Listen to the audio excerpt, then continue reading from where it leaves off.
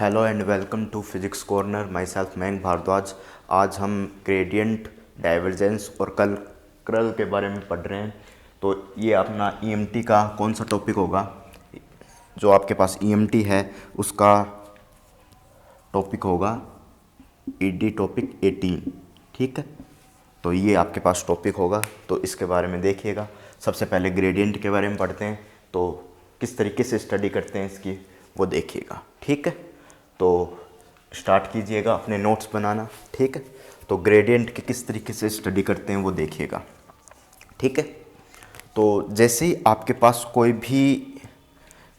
भी अगर मैं फॉर एग्ज़ाम्पल मैं टेम्परेचर की बात करूं, तो ये मान लीजिए रोड है, तो एक पॉइंट से अगर मैं गर्म करना स्टार्ट करूं, किसी भी जो अपने पास एक्सटर्नल सोर्स है उसके द्वारा गर्म करना स्टार्ट करूं, तो जो आपकी जो हीट है एक पॉइंट से दूसरे पॉइंट पे पहुंचेगी, जिससे टेम्परेचर इंक्रीज़ होगा।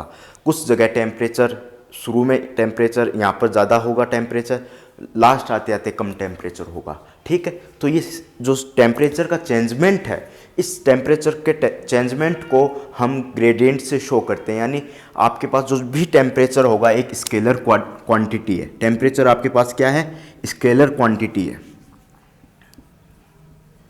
टेम्परेचर क्या है आपके पास? स्केलर क्वांटिटी है। स्केलर क्वांटिटी है। स्केलर क्वांटिटी है। ठीक है, टेम्परेचर आपके पास क्या है? स्केलर क्वांटिटी है। इसकी अगर हम इसका ग्रेडियंट ले लेते हैं तो एक वेक्टर क्वांटिटी बन जाती है। ठीक है, एक वेक्टर क्वांटिटी बन जाती है। तो किस तरीके से पढ़ेंगे वो देखोगे। ठीक है, तो देखिएगा किस तरीके से पढ़ते हैं। तो मान लीजिए आपके पास जो टेम्परेचर है वो कंपोनेंट एक्स,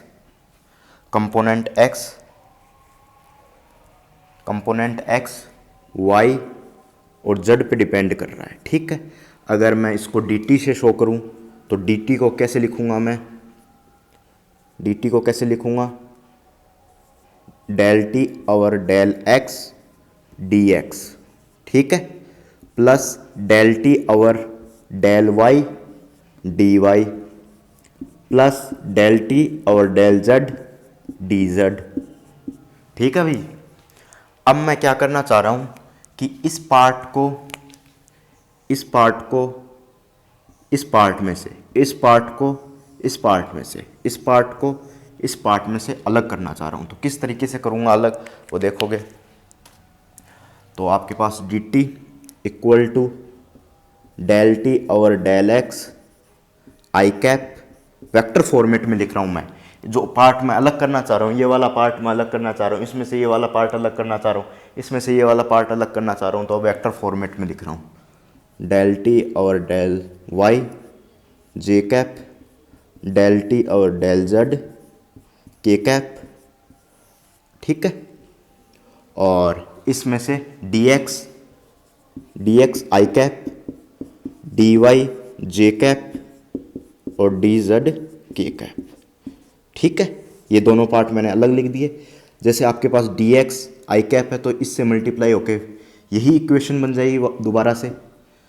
dy की multiply del t upon del y से मल्टीप्लाई होगी तो वापस वही इक्वेशन बन जाएगी। डेल टी और डेल जेड की मल्टीप्लाई इस किससे होगी? डी जेड के कैप से, तो वही मल्टीप्लाई होके वही बन जाएगी, क्योंकि मैं जानता हूँ i cap equal to 1, j cap equal to 1, k cap equal to 1, ये मैं जानता हूँ। ठीक है, इसके जानने के अनुसार मैंने ये इक्वेशन लिखी। ठीक है, अब मैं थोड़ा सा इसमें आगे चेंजमेंट करके चलता हूँ, तो देखिएगा किस तरीके से आगे मैं इसमें चेंजमेंट करता हूँ। ठीक है, तो आपके पास मैं क्या लिख रहा हूँ? dt equal to del t और डेल एक्स आई कैप, डेल और डेल वाई जे कैप, डेल और डेल जेड के कैप। ठीक है, और t, और यहाँ पर आपका क्या आ जाएगा? dx आई कैप, dy जे कैप, dz के कैप। ठीक है, तीनों हैं आई जे के कैप, आई जे के कैप तीनों है, तो ये 3D में हो गया। तो 3D में मैं इसको डी आर वैक्टर लिख देता हूँ, डी एक्स आई कैप, डी वाई जे कैप, डी जेड के कैप। मैं इसको क्या लिख देता हूँ, डी आर वैक्टर। तो इसको मैं डी आर वैक्टर लिख देता हूँ। तो देखिएगा ऊपर लिख देता हूँ, यहाँ पर मैं ऊपर लिख देता हूँ। तो देखिएगा किस तरीके से मैं ऊपर लिखता हूँ, डी टी इक्वल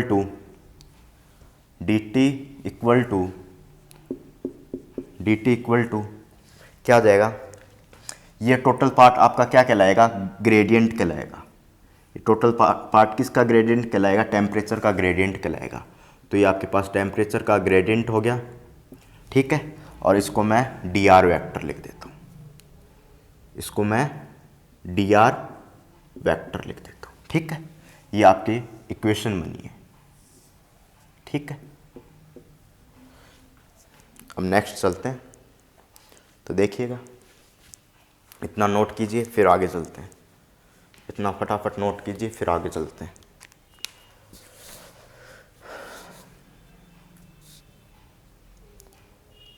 यहाँ पर लिख सकते हो टेम्परेचर,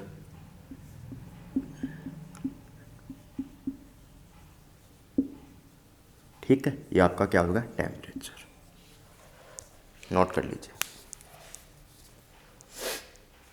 अब आगे चलते हैं, ठीक है। ये इक्वेशन अपने पास आ चुकी है, अब आगे चलते हैं।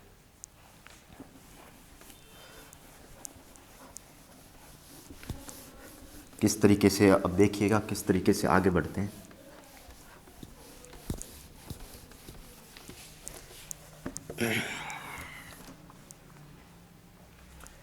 ये आपकी इक्वेशन बन चुकी है, 1 नंबर इक्वेशन।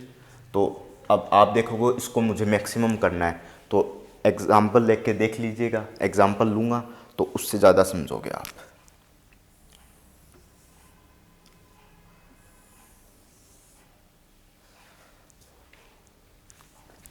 ये आपके पास कोई भी 2 सरफेस है, कोई भी बॉडी की 2 सरफेस है, कोई भी बॉडी की आपके पास क्या है, 2 सरफेस है, कोई भी बॉडी की 2 सरफेस है आपके पास।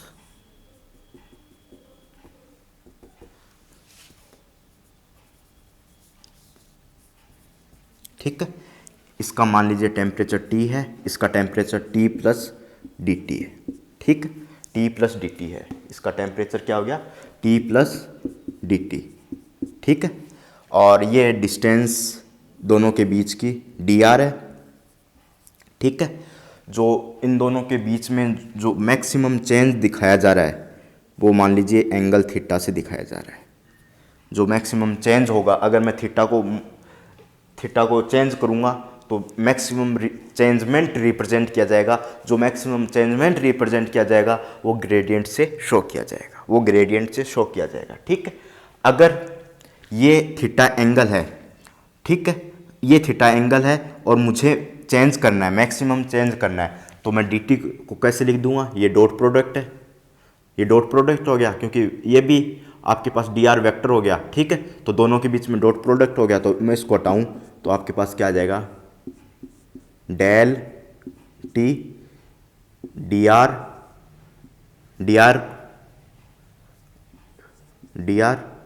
ठीक है, D R vector, D R को वेक्टर हटा दिया मैंने, ठीक है। ये आपके पास ग्रेडियंट हो गया कोस थीटा, ठीक है। अब डी आर को मैं नीचे लिया हूँ तो D T D R, distance के रिस्पेक्ट में मैक्सिमम चेंजमेंट टेम्परेचर का, जब एक सरफेस से दूसरी सरफेस की तरफ जाते हैं तो डिस्टेंस के रिस्पेक्ट में मैक्सिमम चेंजमेंट टेम्परेचर का कितना होगा। अगर मैं थीटा की वैल्यू क्या रख दूं, डेल्टा टी वेक्टर का मोड कोई नेगेटिव नहीं लेने, इसलिए मोड लगा दिया। अब मैं थीटा की वैल्यू क्या रखूं, जो मैक्सिमम चेंजमेंट आ जाए, यानी मैक्सिमम चेंजमेंट कब आएगा, जब थीटा की वैल्यू क्या होगी, 0 होगी।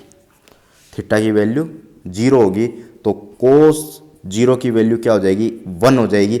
यही आपका क्या शो करेगा, मैक्सिमम चेंजमेंट शो करेगा, यही आपका मैक्सिमम चेंजमेंट शो करेगा, ठीक है। जैसे ही मैंने ग्रेडियंट का अर्थ बताया, आपके पास ये ग्रेडियंट है, किसी भी स्केलर क्वांटिटी का ग्रेडियंट ले लेते हैं, स्केलर क्वांटिटी का ग्रेडियंट ले लेते हैं तो एक वेक्टर क्वांटिटी बन जाती है, एक वेक्टर क्वांटिटी बन जाती है, वेक्टर क्वांटिटी आपके पास रेडी हो जाती है, एक वेक्टर क्वांटिटी आपके पास रेडी हो जाती है। जैसे ही मैं किसी भी यहाँ पर जो सरफेस लिया हूँ, जो ये सरफेस लिया हूँ, यहाँ अगर मैं पोटेंशियल की सरफेस ले लूँ, इक्व पोटेंशियल सरफेस ले लूँ, तो जो पोटेंशियल की मैं सरफेस लूँगा तो पोटेंशियल भी एक स्केलर क्वांटिटी है, और उसका ग्रेडियंट लूँगा तो ग्रेडियंट से बनी स्केलर क्वांटिटी, ग्रेडियंट से बनी स्केलर क्वांटिटी को हम वेक्टर क्वांटिटी कहेंगे। तो वेक्टर फील्ड कौन सा होगा? इलेक्ट्रिक फील्ड होगा, क्योंकि वहाँ पर अपन ने स्केलर क्वांटिटी की जगह क्या ले लिया? अपन ने वहाँ पर स्केलर क्वांटिटी की जगह पोटेंशियल का यूज़ ले लिया, तो इसको हम क्या कहते हैं? इलेक्ट्रिक फील्ड कहते हैं। ठीक है, ये आपके पास ग्रेडियंट है, और gradient of potential, potential V equal to electric field, minus का चिन्ह लगा देंगे, इलेक्ट्रिक फील्ड, वहाँ आपके पास क्या हो जाएगा? इलेक्ट्रिक फील्ड हो जाएगा। ठीक है, और टेम्परेचर की जो एग्जांपल के तौर पे बात कर रहे हैं तो वो भी कर रहे हैं। ठीक है, करते रहेंगे।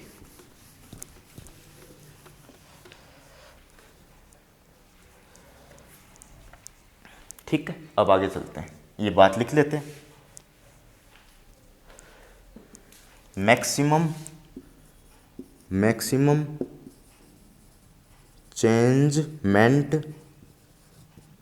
Changement in temperature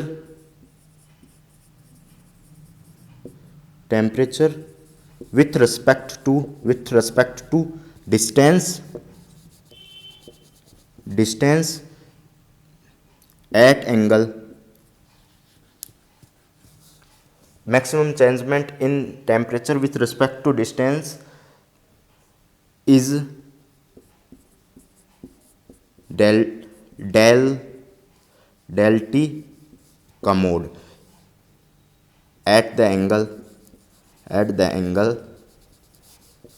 theta equal to 0. It is represented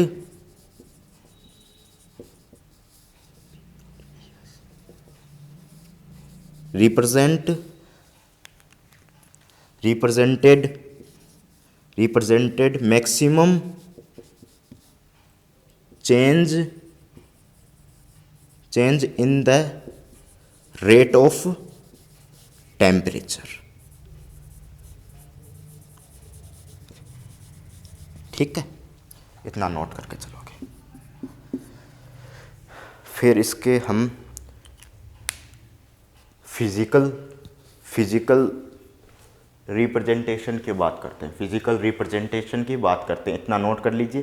फिर इसके फिजिकल रिप्रेजेंटेशन की बात करते हैं, फटाफट नोट कर लीजिए।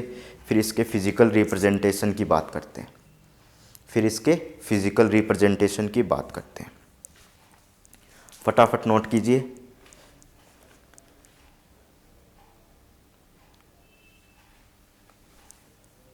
ठीक है, नोट कर लिया, तो अब आगे चलते हैं। देखिएगा,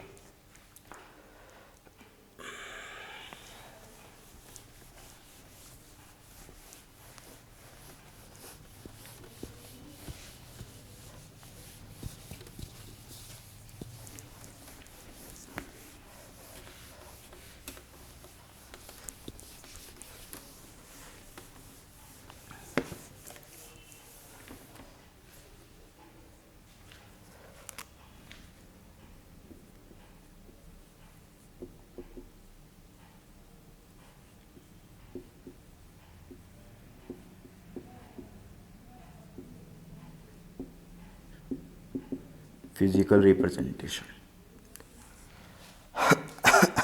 जो मैं एग्जांपल ले रहा हूँ डीजे ग्रिफिथ में है, वही मैं एग्जांपल ले रहा हूँ। ठीक है, तो देखिएगा, डीजे ग्रिफिथ बुक है सर की, उसका एग्जांपल है, वही मैं एग्जांपल लेके समझा रहा हूँ। देखिएगा, ये आपके पास कोई भी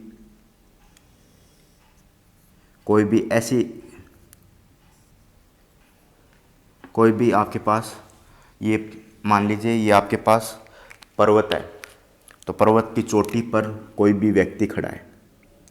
ठीक है, उसको रस आने के लिए यहाँ भी रास्ता है। ये आपकी रोड है, मेन रोड है ये, ठीक है। वो यहाँ से भी आ सकता है और एक यहाँ से भी आ सकता है। और ये जो रास्ता यहाँ से डायरेक्ट आएगा, यहाँ से जो डायरेक्ट आएगा ये आप स्मॉलेस्ट रास्ता होगा आने के लिए, यानी परपेंडिकुलर जो रास्ता होगा, इस व्यक्ति के परपेंडिकुलर जो रास्ता होगा वो स्मॉलेस्ट रास्ता होगा। तो उसके लिए हम यूनिट वेक्टर शो करेंगे। जो परपेंडिकुलर रास्ता होगा उसके लिए हम यूनिट वेक्टर शो करेंगे, ठीक है। तो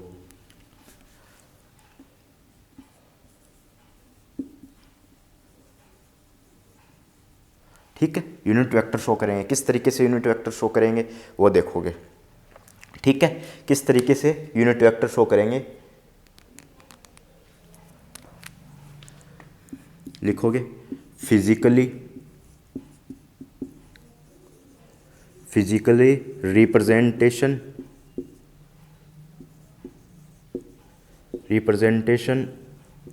ऑफ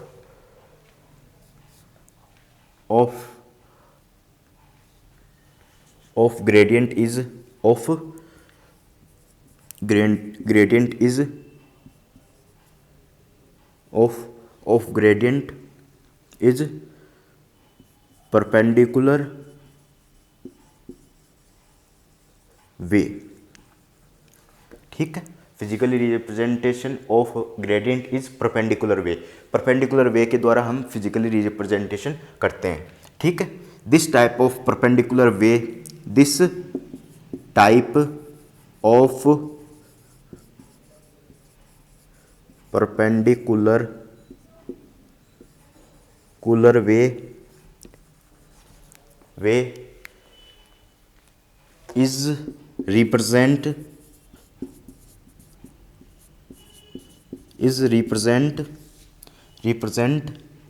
नॉर्मल वेक्टर, ठीक है। Is represent normal vector. तो नॉर्मल वेक्टर को किस तरीके से शो करते हैं, नॉर्मल वेक्टर। तो कोई भी चीज़ का आप ग्रेडियंट ले लोगे वो नॉर्मल वेक्टर से शो करेगा। कोई भी चीज़ का ग्रेडियंट ले लीजिए, मान लीजिए आपके पास यहाँ पर कोई भी फंक्शन t है, उसका आपने क्या ले लिया, ग्रेडियंट ले लिया। तो जैसे ही आपने ग्रेडियंट ले लिया तो आपके पास ये नॉर्मल वेक्टर से शो कर दिया जाएगा, ये आपके पास नॉर्मल वेक्टर से शो कर दिया जाएगा, ठीक है। अब यूनिट नॉर्मल वेक्टर की बात की जाए तो किस तरीके से करोगे, यूनिट नॉर्मल वेक्टर की बात की जाए तो किस तरीके से करोगे, यूनिट नॉर्मल वेक्टर की बात की जाए तो किस तरीके से करोगे। तो आपके पास ये टी आपके पास फंक्शन ही रहेगा जिसकी हम बात कर रहे हैं, फंक्शन रहेगा जिसकी हम बात कर रहे हैं। तो unit normal vector n cap, मैं इस तरफ लिख देता हूँ, n cap equal to delta t और इसका मॉडुलस। हर बार एग्जाम में बहुत बार पूछा जाता है। तो ये आपके पास यूनिट नॉर्मल वेक्टर हो जाएगा, ये आपके पास यूनिट नॉर्मल वेक्टर हो जाएगा, ठीक है। इतना नोट कर लीजिए, फटाफट इतना नोट कर लीजिए, फिर इसके एप्लीकेशन के बारे में चर्चा करते हैं। इतना नोट कर लीजिए, फिर इसके एप्लीकेशन के बारे में चर्चा करते हैं। फटाफट नोट कर लीजिए, स्क्रीनशॉट ले लीजिए या फिर नोट कर लीजिए। 1 2 3,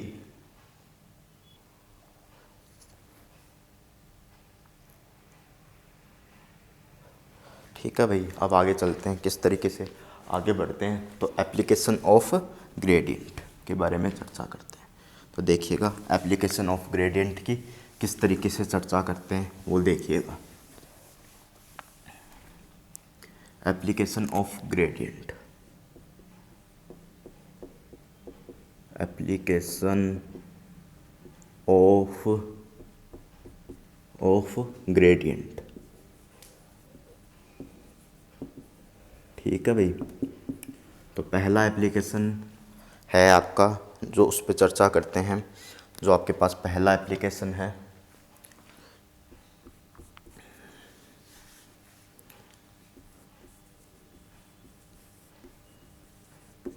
टेंजेंट प्लेन इक्वेशन,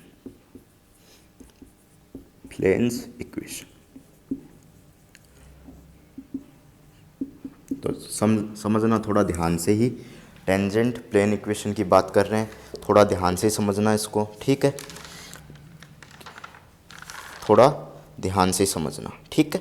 तो आप जब थोड़ा ध्यान से समझोगे तो फिर आगे अपन बढ़ेंगे, ठीक है। तो आप ध्यान से समझ लीजिएगा। सबसे पहले टेंजेंट प्लेन, प्लेट लिख दिया गया, प्लेन लिखना है। पहले आपके पास टेंजेंट प्लेन इक्वेशन, फिर टेंजेंट लाइन इक्वेशन, ठीक है। तो सबसे पहले टेंजेंट प्लेन इक्वेशन है, तो आपके पास एक होलो स्फीयर है, छोटा सा, मतलब आधा, हाफ है, हाफ होलो स्फीयर है, ये देख लीजिए। थोड़ा ध्यान से समझना, मैं साइड में बनाता हूँ डायग्राम। आपके पास होलो स्फीयर है, साइड में बना रहा हूँ डायग्राम। ये स्मॉल है, मतलब हाफ है, होलो स्फीयर है ये, और पॉइंट पी इसके टॉप पर मैं लिख रहा हूँ, ठीक है। तो टॉप पे लिख रहा हूँ, तो मैं यहाँ से देखना चाहूँ तो टॉप पे इस पी पॉइंट लिख रहा हूँ, और पी पॉइंट को यहाँ मानते हुए यहाँ पर मैं एक प्लेन बना रहा हूँ। पी पॉइंट को यहाँ मानते हुए मैं एक प्लेन बना रहा हूँ। यहाँ पर प्लेन बना रहा हूँ, देखिएगा किस तरीके से बनाता हूँ पेन प्लेन। तो देखिएगा किस तरीके से प्लेन बना रहा हूँ मैं, तो देखिएगा पी पॉइंट यहाँ मान लिया, अब मैं प्लेन बना रहा हूँ। तो प्लेन इसके अंदर से कैसे ही बना लीजिए। जैसे ही मैंने प्लेन बना दिया तो इस प्लेन की इक्वेशन अपन को बतानी है, इस प्लेन की इक्वेशन को अपन को बताना है। तो देखिएगा यहाँ पर प्लेन में तो एक पॉइंट पी हो गया, एक पॉइंट क्यू ले लीजिए। कुछ इस तरीके से, जैसे ही मेरा हाथ है, ये आपका क्या है, ये होलो स्फीयर हो गया आपका, ये मेरा हाथ हो गया, होलो स्फीयर हो गया। तो यहाँ पर ही मुझे ये प्लेन हो गया। तो प्लेन हो गया तो पॉइंट जो टॉप पर पॉइंट रखा है वो पी हो गया, और साइड में कहीं हथेली के जो ऊपर वाला हाथ है इसकी हथेली पर साइड में कहीं पॉइंट क्यू हो गया, ठीक है। और मैं इन दोनों पॉइंट को मिला रहा हूँ, इन दोनों पॉइंट को मिला रहा हूँ। जो हथेली है यहाँ पर, यहाँ से इस टॉप वाले पॉइंट को इस तरीके से मिला रहा हूँ, ये मैंने मिला दिया है, ठीक है। और इस पॉइंट से, सेंटर पॉइंट ओ से, इसको मैं, ये आपका यूनिट वेक्टर एन कैप हो गया, यूनिट वेक्टर एन कैप हो गया, क्योंकि परपेंडिकुलर हो गया ये आपके पास, परपेंडिकुलर वे हो गया, परपेंडिकुलर वे हो गया तो यूनिट वेक्टर आप ऐसा मान सकते हो नॉर्मल वेक्टर हो गया ये, ठीक है, नॉर्मल वेक्टर हो गया। और इससे मैं इस क्यू पॉइंट को मिला रहा हूँ, ये मान लीजिए आर वेक्टर हो गया, ये स्मॉल आर वेक्टर हो गया, ठीक है, समझ गए भाई, स्मॉल आर वेक्टर हो गया। और ये आपका प्लेन हो ही गया, ये पॉइंट पी हो गया, ये पॉइंट क्यू हो गया, और ये आपके पास r vector minus r vector हो गया, क्योंकि वेक्टर ट्रायंगल लॉ लगाओगे इसमें तो एक पॉइंट वेक्टर ट्रायंगल लॉ लगाओगे तो आपके पास क्या होगा, तो वेक्टर ट्रायंगल लॉ लगा दीजिए। तो आप किस तरीके से लगाओगे वेक्टर ट्रायंगल लॉ, इन दोनों का योग इसके बराबर होना चाहिए। तो r vector minus r vector plus r vector, ये कट गया और ये आर वेक्टर के बराबर हो गया, ठीक है। और मैं आर वेक्टर को क्या मान रहा हूँ वो देखोगे, आर वेक्टर को क्या मान रहा हूँ वो देखोगे। तो आपके पास जो आर वेक्टर होगा, आर वेक्टर होगा, जो भी मैं फंक्शन यहाँ पर मानूंगा, यहाँ पर मैंने आदमी को खड़ा किया था, यहाँ पर जो भी सरफेस पर फंक्शन मानूंगा आपके पास, या तो वो कांस्टेंट होगा, फंक्शन जो भी मानूंगा मैं या तो कांस्टेंट होगा, ठीक है, कांस्टेंट ही लेंगे, या तो आपके पास जीरो होगा या आपके पास ये कांस्टेंट होगा। तो कांस्टेंट ले लीजिए, इस फंक्शन को कांस्टेंट ले लीजिए। और आर वेक्टर को मैं बड़ा एक्स आई कैप, बड़ा वाई जे कैप और बड़ा जेड के कैप, ठीक है, ये मान रहा हूँ। और स्मॉल आर को मैं मान रहा हूँ small i i cap, small y J cap, small Z के कैप, ठीक है।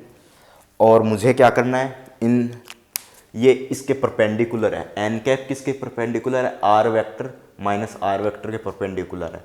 अगर ये इनका डॉट प्रोडक्ट कर दिया जाए तो जो डॉट प्रोडक्ट प्रोडक्ट कर दिया जाए तो एक इक्वेशन बन जाएगी मेरे पास, ये ऑर्थोगोनल इक्वेशन बन जाएगी अपने पास। एक इक्वेशन यहाँ से निकाल सकते हैं जिससे अपन कई चीज़ें फाइंड कर सकते हैं। सबसे पहले इस फंक्शन का क्या ले लेते हैं, ग्रेडियंट ले लेते हैं, यानी जो आप यूनिट वेक्टर की बात कर रहे हो वो ले लेते हैं। ठीक, तो इसका हम यूनिट वेक्टर ले लेते हैं, यूनिट वेक्टर ले लेते हैं। देखिएगा मैं यूनिट वेक्टर ले रहा हूँ इसका, तो देखिए किस तरीके से मैं यूनिट वेक्टर इसका लेता हूँ वो देखिएगा। यूनिट वेक्टर, तो देखिएगा यूनिट वेक्टर मैं किस तरीके से लेता हूँ।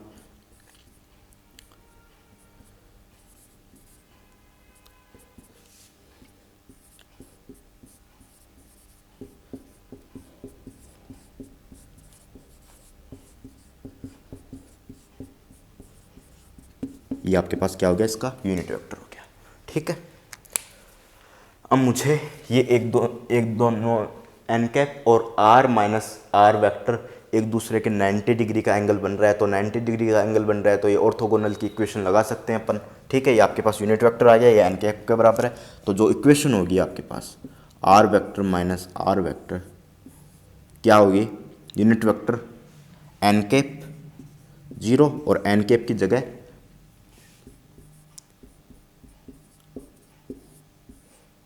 डेल एफ वेक्टर, ये आपके पास इक्वेशन बन जाएगी। अब इसको सोल्व कर दीजिए और आपका आंसर आ जाएगा। इसको आप क्या कर दीजिए, सॉल्व कर दीजिए और ये आपका आंसर आ जाएगा। ठीक है भाई, आर वेक्टर को क्या निकाल रहे हो आप, आर एक्स आई कैप वाई जे कैप जेड की कैप, ये आप लिख रहे हो। और स्मॉल आर वेक्टर को आप क्या लिख रहे हो, स्मॉल आर वेक्टर को आप लिख रहे हो आर माइनस आर, ठीक है, क्या लिख रहे हो, एक्स आई कैप वाई जे कैप जेड की कैप। ठीक है, अब आगे चलते हैं, इतना नोट कर लीजिए फिर आगे चलते हैं। अब इसको मिटा देते हैं, डायग्राम की जरूरत नहीं है क्योंकि ऑर्थोगोनल लाना है अपन को। ठीक है, तो ऑर्थोगोनल ले आएंगे अपन। तो देखिएगा किस तरीके से ऑर्थोगोनल की इक्वेशन अपन बनाते हैं। तो देखिएगा किस तरीके से ऑर्थोगोनल की इक्वेशन बनाते हैं। तो ये आपके पास आर माइनस आर क्या है, एक्स माइनस स्मॉल एक्स आई कैप, ठीक है, आई कैप कॉमन आ जाएगा। ठीक है, और इस आई कैप से ये आई कैप कैंसिल हो जाएगा। ठीक है, क्योंकि ये आई कैप लगा दीजिए, एक बार आई कैप लगा दीजिए, del F upon del x आई cap plus Y minus Y जे cap del F upon del Y जे कैप। ठीक है, plus Z minus small Z के cap del F upon del Z के कैप। ठीक है, ये अपन कैंसिल कर देंगे और देखिएगा क्या इक्वेशन बनेगी आपके पास। अब मैं मिटा दूँ इसको, इस तरफ को, तो देखिएगा किस तरीके से इक्वेशन बनाते हैं। एप्लीकेशन की बात कर रहे थे, ठीक है, तो देखिएगा भाई इंपॉर्टेंट इक्वेशन है भाई, काम में आती है इसलिए बनाइए। इसकी जगह देखिएगा x minus x del F upon del x, कौन से पॉइंट पर, p पॉइंट पर, y small y del F upon del x, कौन से पॉइंट पर, p पॉइंट पर, y। ठीक है, और plus z minus small z del F upon del z equal to 0, कौन सा point, p point equal to 0। ये आपके पास इक्वेशन बन जाएगी। ठीक है, ये आपके पास इक्वेशन बन जाएगी। ठीक है, टेंजेंट प्लेन की इक्वेशन आपके पास बन जाएगी, टेंजेंट प्लेन की इक्वेशन आपके पास बन जाएगी।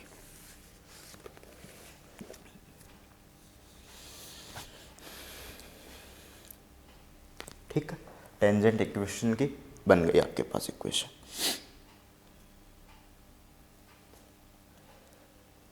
अब टेंजेंट लाइन की इक्वेशन बनाएंगे, तो देखिएगा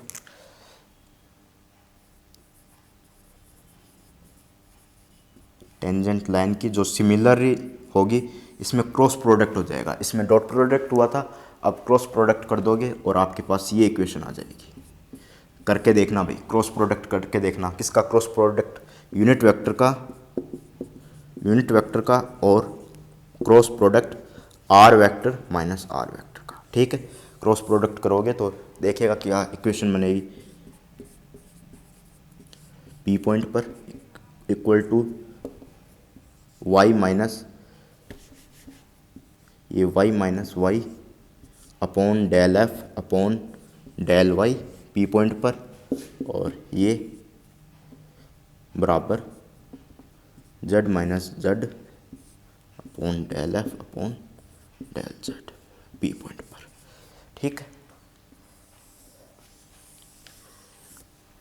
नोट कर लीजिए फिर आगे चलते हैं। नोट कर लीजिए फिर आगे चलते हैं अपन। ठीक है, नोट कर लीजिए फटाफट। ये टेंजेंट लाइन की इक्वेशन हो गई, ये आपके पास टेंजेंट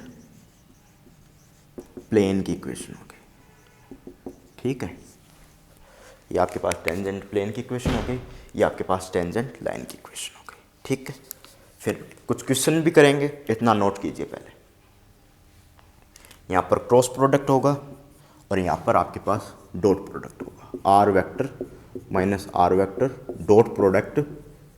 डॉट प्रोडक्ट किसका? यूनिट वेक्टर का। ठीक है भाई, फटाफट नोट कीजिए, फटाफट नोट कर लीजिए।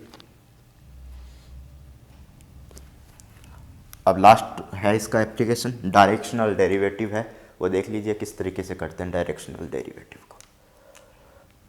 फटाफट नोट कीजिए, अब आगे चलते हैं।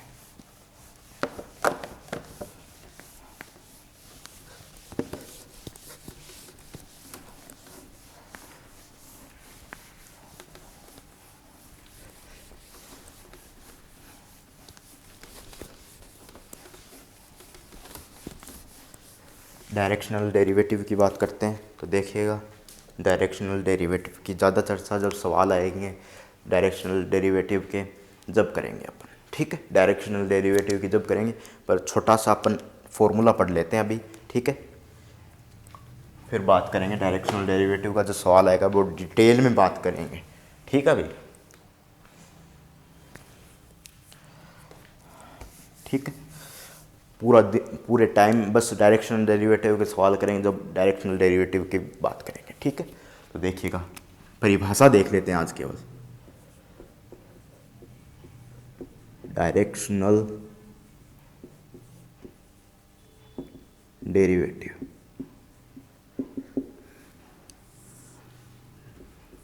द component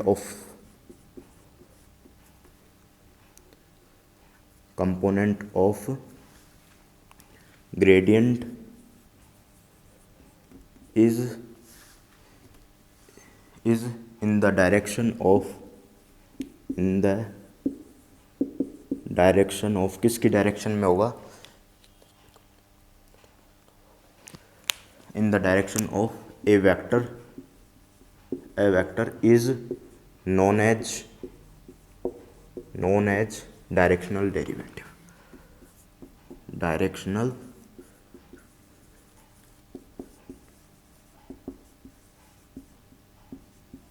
ठीक है, डायरेक्शनल डेरिवेटिव्स को हम d dot d phi, d phi मतलब फाई तो आपके पास क्या हो गया? एक वेक्टर हो गया, डी यानी डायरेक्शनल डेरिवेटिव। ठीक है, डी इसका डी और इसका डी। ठीक है, तो आपके पास क्या आएगा?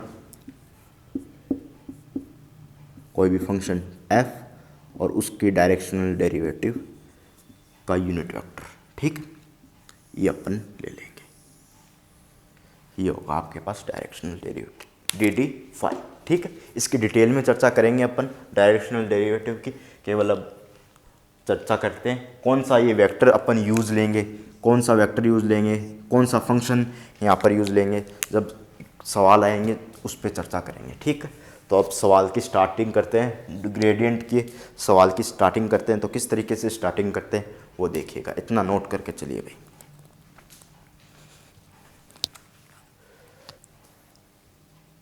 नोट कर लीजिए फटाफट, 1 2 3।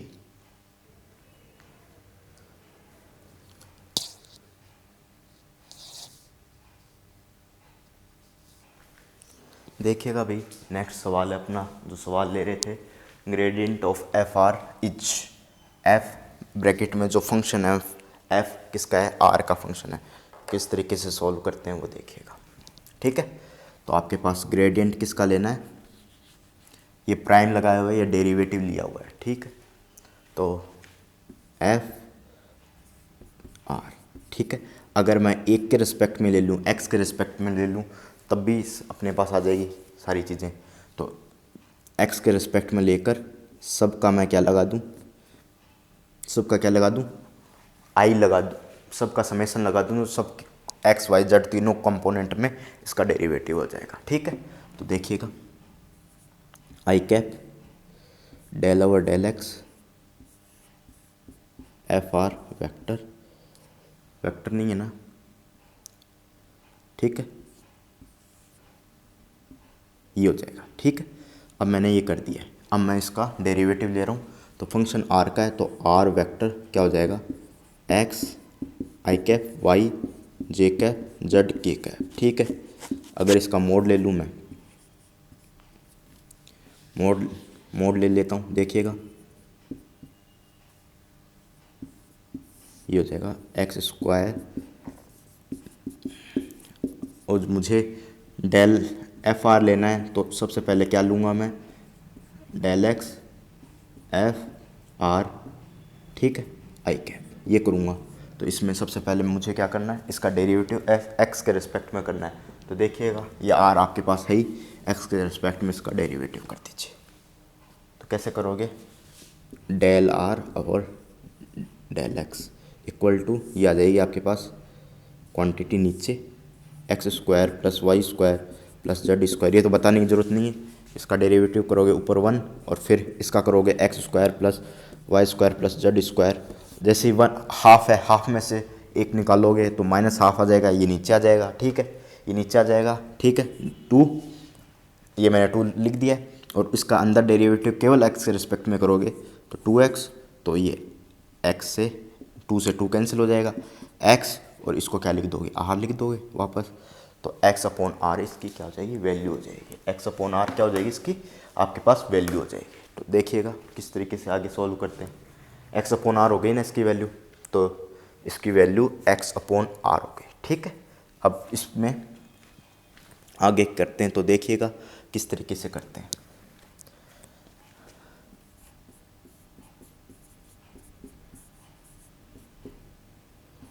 तो अंदर कर दिया तो एफ प्राइम आर फंक्शन का कर दिया, अब अंदर किया तो अंदर किसका हो गया, आर का करूँगा। ठीक है, तो आर का ये हो गया, और आर की जगह डेल ओवर डेल आर की जगह ये वैल्यू पुटअप कर दूंगा एक्स अपॉन आर। तो देखिएगा,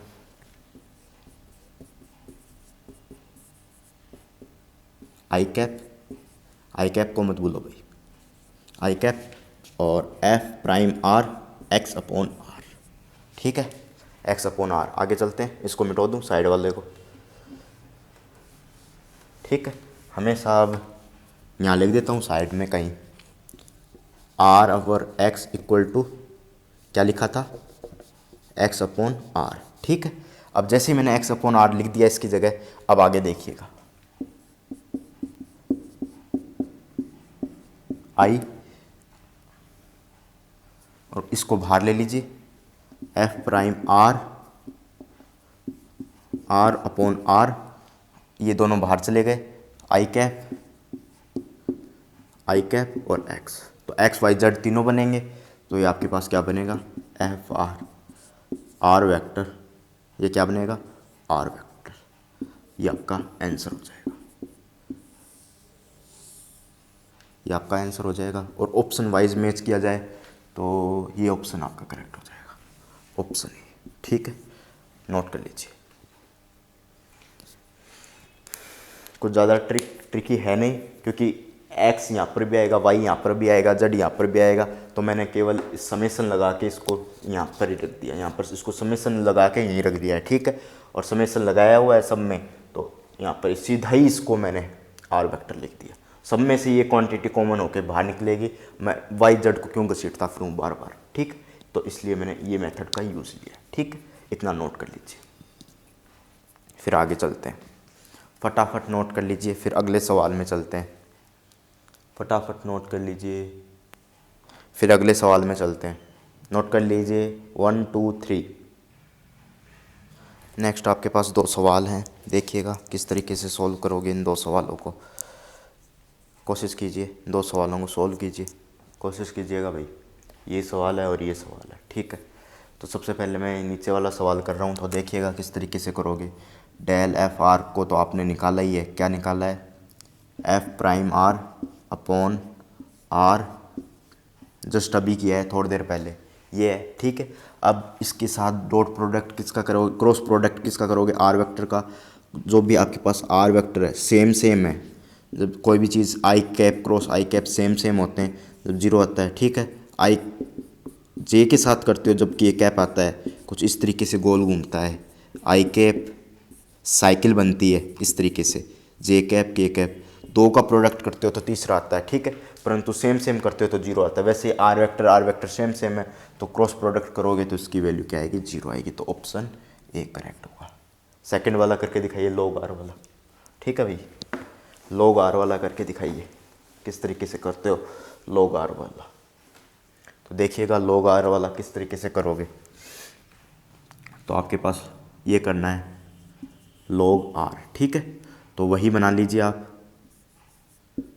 आई डेल ओवर डेल एक्स आई cap log R. Log R का करोगे तो क्या आएगा? 1 अपॉन आर, 1 अपॉन आर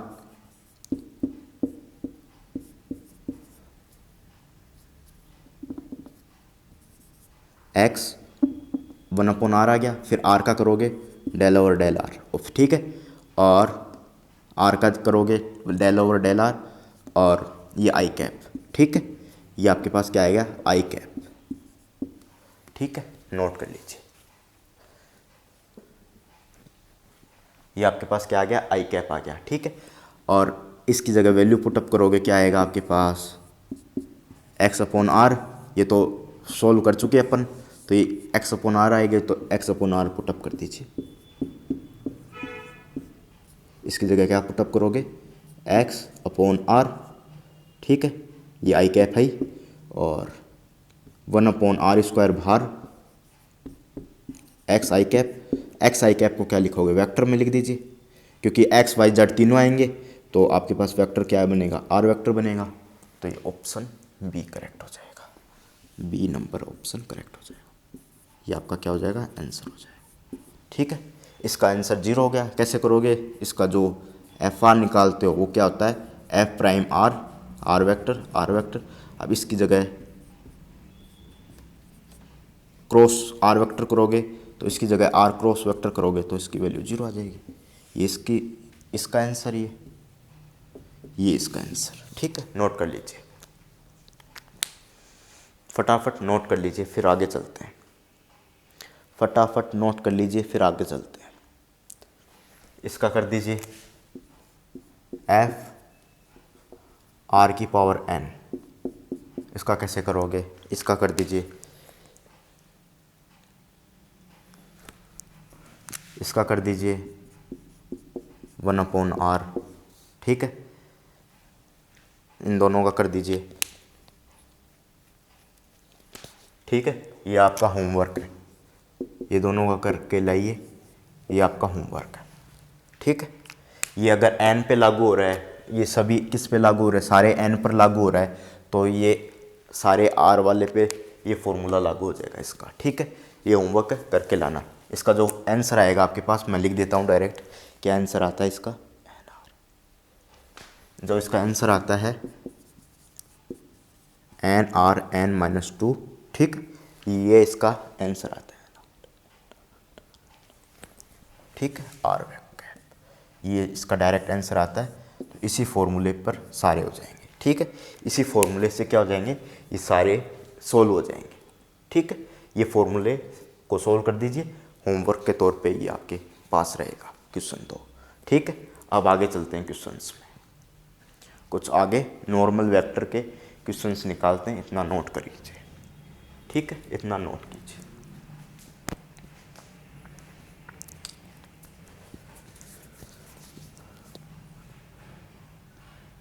फटाफट नोट कर लीजिए, 1 2 3।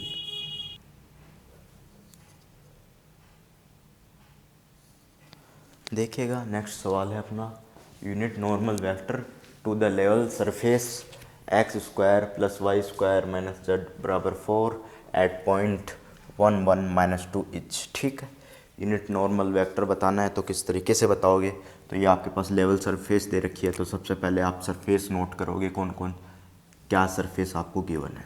ठीक है, तो जो आपको सरफेस गिवन है x square plus y square minus z minus 4 equal to function, जितने भी सारी चीज़ें एक तरफ ले आइए, जीरो के बराबर लिख दीजिए, जीरो के बराबर लिख दीजिए। ठीक है, जैसे जीरो के बराबर लिख दिया आपने, तो आपके पास जो भी सरफेस है उसका यूनिट वेक्टर ले लीजिए सबसे पहले। तो ठीक है, तो यूनिट वेक्टर ले लिया 2x आई कैप 2y जे कैप, क्योंकि ये y के रिस्पेक्ट में होगा, ये x के रिस्पेक्ट में होगा, क्योंकि यहाँ पर x है यहाँ पर y है, तो आई कैप ये जे कैप, यहाँ पर ये के कैप। ठीक है, और ये जीरो है। ठीक, अलग अलग हैं, x भी अलग है, y भी अलग है, z भी अलग है, तो 2x आई कैप 2y जे कैप माइनस के कैप। ठीक है, अब मैं पॉइंट ले लूँ, किस पॉइंट पे बात कर रहे हैं अपन, तो 1 1 माइनस 2 पे बात कर रहे हैं, तो 1 1 माइनस 2 पुटअप कर दीजिए, तो आपके पास क्या आ जाएगा 2 आई कैप 2 जे कैप, ये आ जाएगा प्लस माइनस माइनस प्लस, तो आएगा ही नहीं क्योंकि यहाँ पर कोई भी वैल्यू है नहीं जेड की, तो ये के कैप ही आएगा। ठीक है, तो आपके पास ये यूनिट नॉर्मल वेक्टर आ गया एक्स यूनिट नहीं सॉरी आपके पास ये यूनिट वेक्टर आ गया किस पॉइंट पर 1 1 माइनस 2 पे। ठीक है, अब मैं इसका मोड ले लेता हूँ। ठीक है, मोड ले लेता हूँ, तो मोड ले लेता हूँ, तो ये आपके पास 4 आ गया, यहाँ पर भी 4 आ गया और यहाँ पर 1 आ गया। ठीक है, तो आपके पास क्या आ गया √9 आ गया, यानी 3 आ गया। अब इसमें किसका भाग लगा सकते हो, इसमें यूनिट नॉर्मल वेक्टर निकालना है ना आपको, तो डेल है यूनिट वेक्टर किस पॉइंट पर है, यूनिट वेक्टर 1 1 माइनस 2 पे है, अपॉन और इसका मोड 1 1 माइनस 2 का मोड। ठीक है, अब यूनिट नॉर्मल वेक्टर निकालोगे तो ये आपके पास क्या आ जाएगा 2/3 आई कैप प्लस 2/3 जे कैप माइनस 1/3 के कैप। ऑप्शन वाइज बात कर लेते हैं कौन सा ऑप्शन करेक्ट होगा, तो ऑप्शन सी में मुझे करेक्ट लग रही है बातें, तो ऑप्शन सी यहाँ पर करेक्ट हो जाएगा, आंसर ऑप्शन सी। ठीक है, इतना नोट करके चलिए, ये यूनिट नॉर्मल वेक्टर निकालने का तरीका हो गया। ठीक है, कहीं भी यूनिट नॉर्मल वेक्टर निकालना है तो कोई भी फंक्शन साइज को एक तरफ लिखिए, फंक्शन को 0 के बराबर लिखिए, उसी फंक्शन को हम यूनिट वेक्टर निकाल देंगे, यानी ग्रेडियंट निकालेंगे, और ग्रेडियंट क्या हो जाएगा यूनिट वेक्टर के बराबर हो जाएगा। और कोई भी जिस पॉइंट पे निकालना है उस पॉइंट पे निकाल दीजिए, और उसी पॉइंट पर अपन उसका मोड निकाल देंगे और दोनों को डिवाइड कर देंगे जैसे यूनिट वेक्टर में होता है।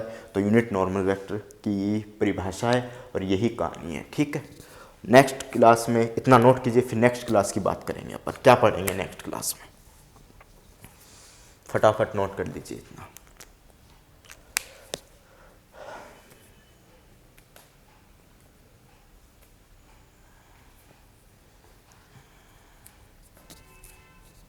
ठीक है, तो हम नेक्स्ट क्लास की बात करते हैं। नेक्स्ट क्लास में क्या पढ़ेंगे, इसी के टॉपिक लेंगे, टेंजेंट लाइन वाले क्वेश्चंस हैं, टेंजेंट प्लेन वाले क्वेश्चंस हैं, डायरेक्शनल डेरिवेटिव वाले क्वेश्चंस हैं, उस तरीके के क्वेश्चन करेंगे। ठीक है, तो जो भी होमवर्क सवाल दिया जाए वो कर लीजिएगा, और चैनल को लाइक कीजिएगा, शेयर कीजिएगा, और चैनल को अगर पहली बार देख रहे हो तो सब्सक्राइब करके मत जाइएगा, सब्सक्राइब कीजिएगा, मतलब सब्सक्राइब कीजिएगा। ठीक है, थैंक यू, धन्यवाद। ऐसे पढ़ते रहिए, ऐसे ही सीखते रहिए। Thank you.